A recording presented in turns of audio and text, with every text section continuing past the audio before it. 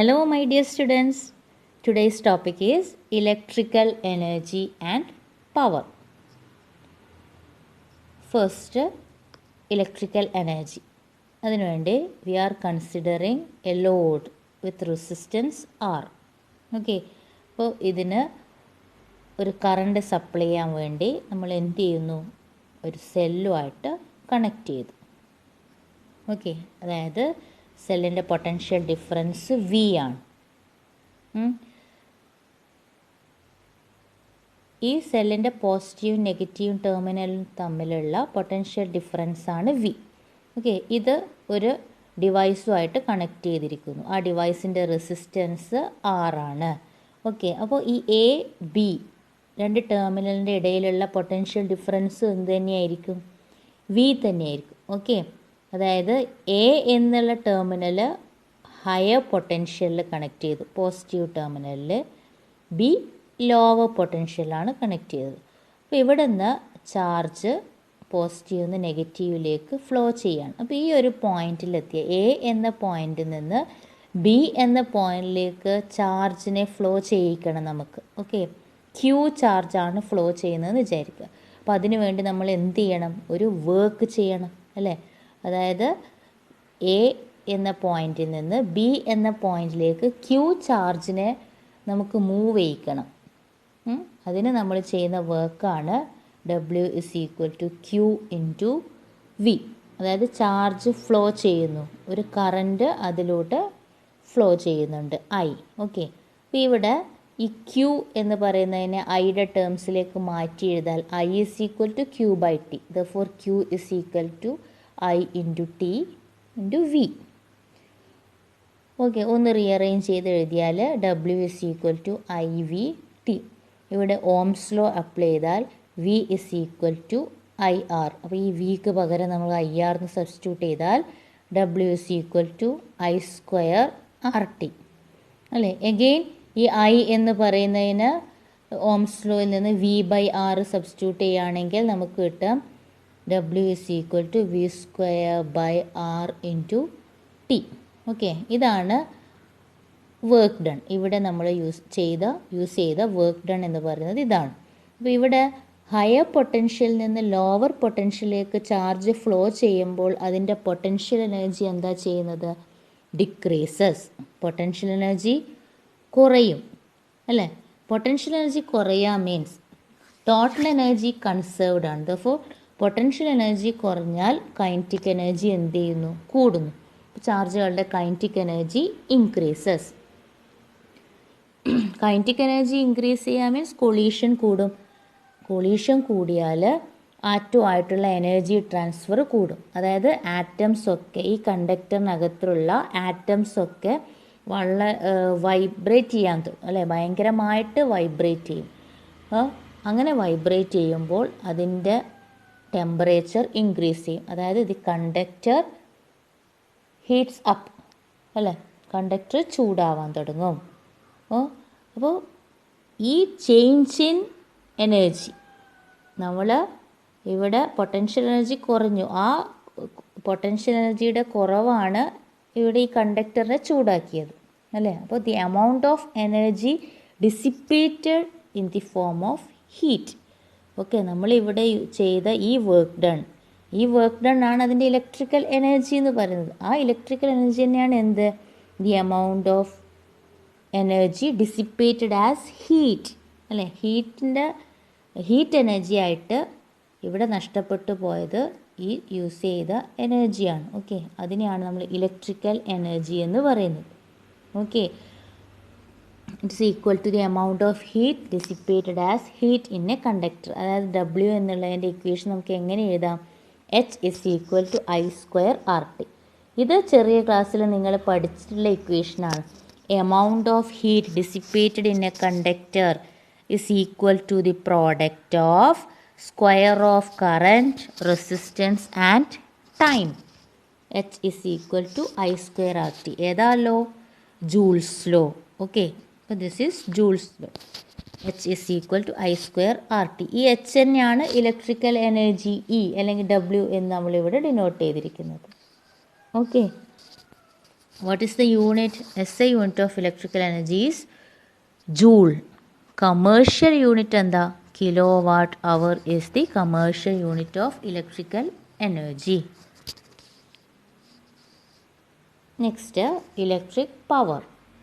Power എന്ന് പറയുമ്പോൾ നിങ്ങൾക്കറിയാം വർക്ക് ബൈ ടൈം അല്ലെങ്കിൽ energy by time. Electric power എന്ന് പറയുന്നത് electrical energy by time. Electrical എനർജിയുടെ ഇക്വേഷൻ നമുക്ക് കിട്ടി. W is equal to I square RT. അതായത് W/T is equal to I square R. Therefore, P യുടെ equation power dissipated P is equal to I square R. Again Ohm's law apply ചെയ്യുന്ന സമയത്ത് നമുക്ക് കിട്ടുന്നത് P is equal to V square by R or P is equal to IV. Okay, ഇത്രയാണ് power ഡിസിപ്പേഷൻ്റെ equation. I current ആണ്, current through the conductor. R resistance of the conductor. Okay, ഇനി SI unit of power എന്താ? Power what. അത് കഴിഞ്ഞ വർഷം നിങ്ങൾ പഠിക്കുന്നത് പവറിൻ്റെ unit വാട്ടാണ്. പിന്നെ അതുപോലെ കമേഴ്ഷ്യൽ യൂണിറ്റ് ഹോഴ്സ് പവറാണ്. ഓക്കെ, അപ്പോൾ ഈ പവർ, ഈ ഒരു equation power P is equal to I square R or P is equal to V square by R or P is equal to VI. ഈ പവർ ഡിസിപ്പേഷൻ്റെ ഇക്വേഷൻ നമ്മൾ കൂടുതലായിട്ട് use ചെയ്യുന്നത് power ട്രാൻസ്മിഷൻ്റെ കേസിലാണ്.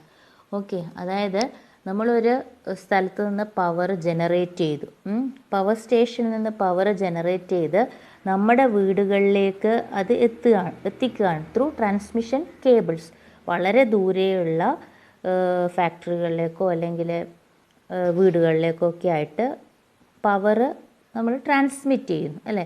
അപ്പോൾ ഈ പവർ ട്രാൻസ്മിറ്റ് ചെയ്യുന്ന കേബിളിലൂടെയാണ് ട്രാൻസ്മിറ്റ് ചെയ്യുന്നത്. അപ്പോൾ അതിന് പവർ ലോസ് ഉണ്ടാവും. ഓക്കെ, അപ്പോൾ നമ്മൾ ട്രാൻസ്മിറ്റ് ചെയ്യുന്ന സമയത്ത് ആ പവർ ലോസ് നമുക്ക് മിനിമൈസ് ചെയ്യണം.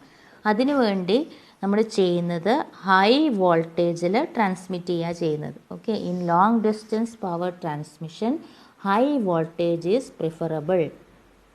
എന്തിനു വേണ്ടി?